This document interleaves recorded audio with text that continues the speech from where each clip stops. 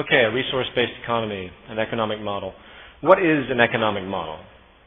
In the most simplistic terms, you could say an economic model shows variables and the dynamic processing or interaction of said variables to meet production and distribution demands and anything else generally related to economic functionality. That's obviously a very loose categorization and definition I've just given, especially if you go back and research the various economic models that have been produced, by economists, monetary economists over the past 200 years.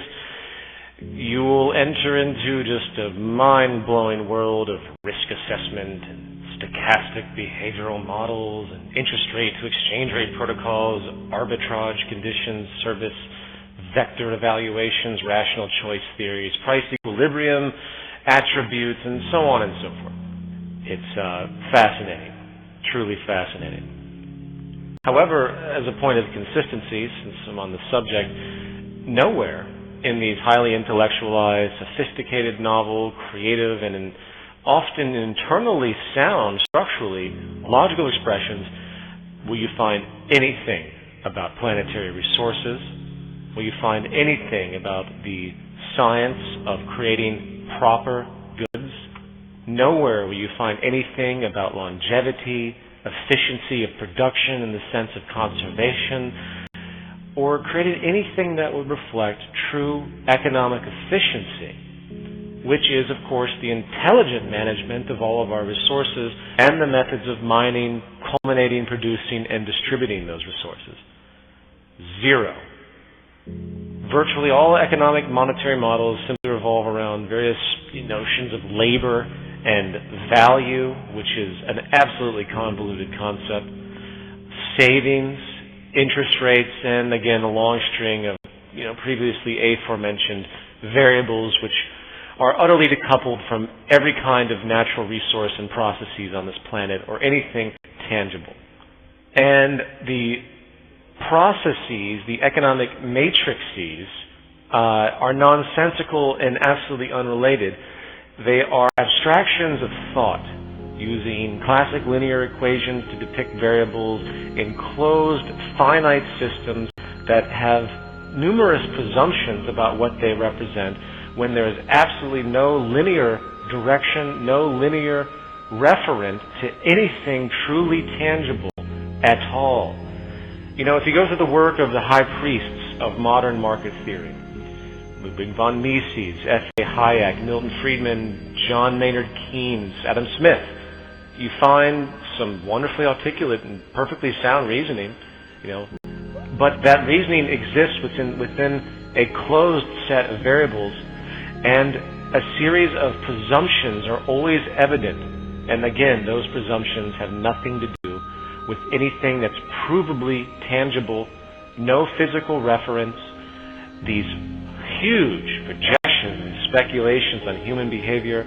Economists, when you break them down, all the individuals I've just mentioned, they're not scientists. They're not basing anything on actual scientific evaluation.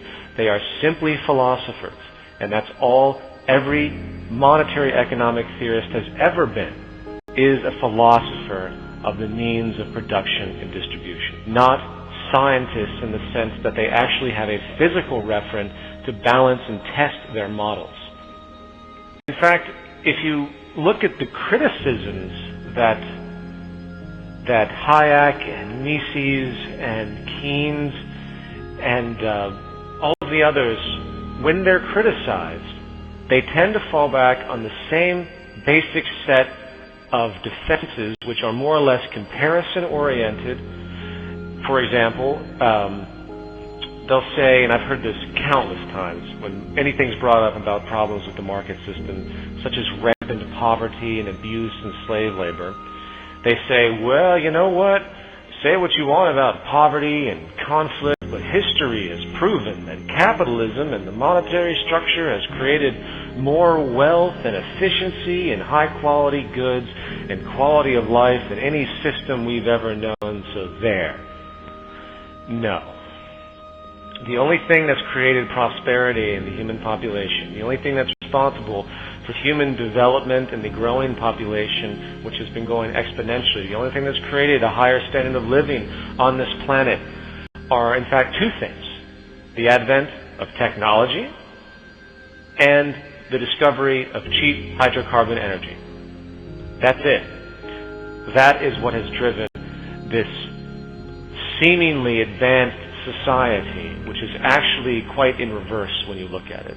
The quality of life of most human beings is actually in reverse right now because of this exact same system, for the exact same reasons that gave the illusion of prosperity to begin with. This system has in fact run its course. What you're seeing has been a cosmic delusion. It has been a complete coincidence that technological innovation, coupled with the emergence of an abundance of energy that's cheap all over the planet, has coupled with the advent of this economic system called the market system. Now, I know right now all the monetary indoctrinated individuals that support this system are chomping at the bit right now on the edge of their seats going, but wait a minute, the reason we've had progress in technology is because competition has motivated that progress. Well, is that really true? Is there any evidence for that, really? Have any of the major contributions of technology come from people that have been outspoken about their interest to make money off of it? I don't think so. If you research Daniel Pink and his work on motivation, which is basically a compilation of numerous psychological studies about what it means to be creative, about versus what it means to be mechanical, you tend to find that creativity, hence technological innovation, is actually driven not by competition whatsoever.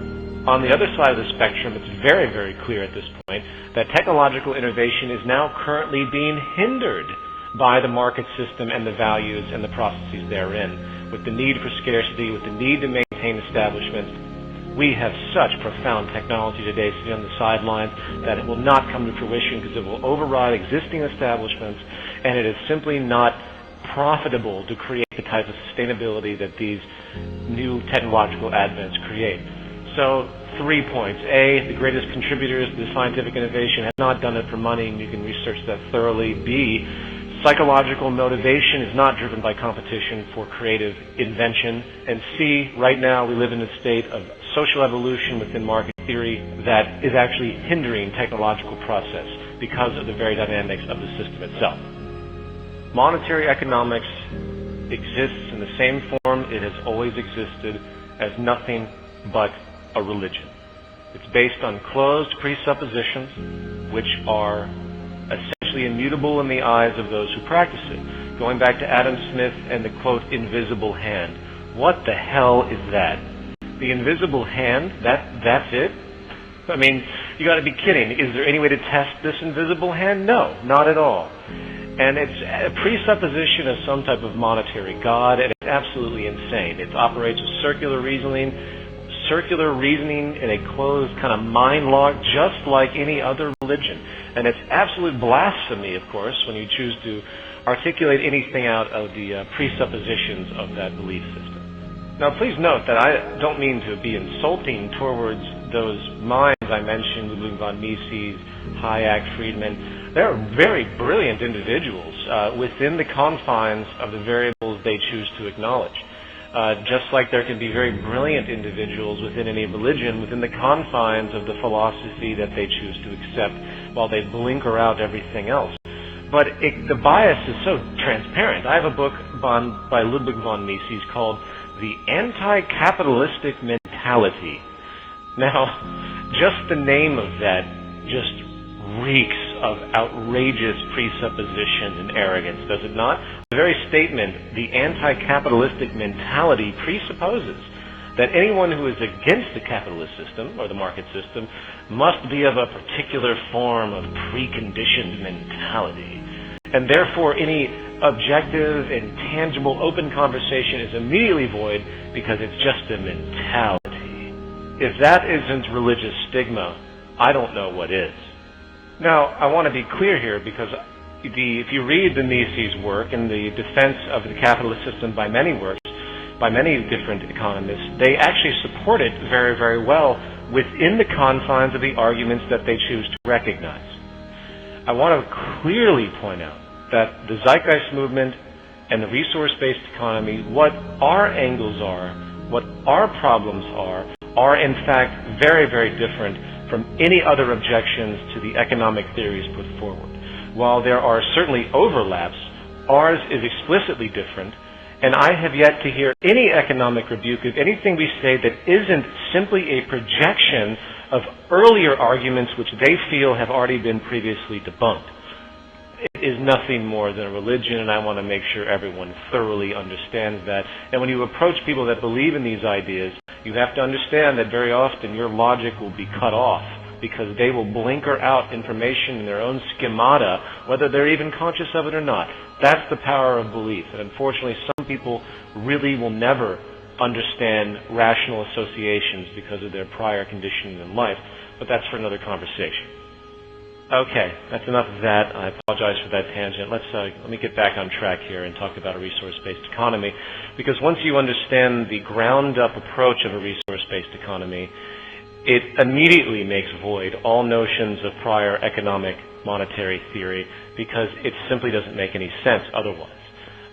The difference between monetary economic theory and a resource-based economy is that we are actually taking account of what sustains life. We're actually taking account of raw materials. True economic theory can only manifest from the properties of all raw materials that exist on this planet, coupled with the processes that organize and navigate the mining, production, distribution, updating, waste recycling, and all other attributes required to maintain stasis, abundance, and hence sustainability.